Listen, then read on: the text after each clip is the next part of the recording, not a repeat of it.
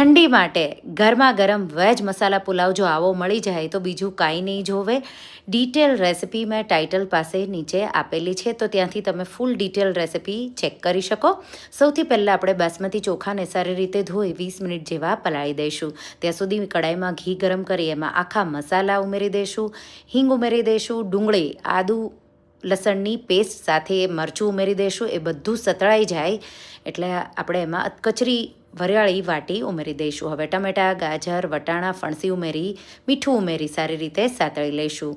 આ રીતે થોડું સતળાઈ જાય એટલે હળદર, લાલ મરચું, ગરમ મસાલો ઉમેરી મિક્સ કરી દઈશું. હવે ચોખામાંથી પાણી નિતારી ચોખા ઉમેરી એને સાતળીશું. હવે એમાં 2 કપ ગરમ પાણી ઉમેરી અને ઢાંકી થવા દઈશું.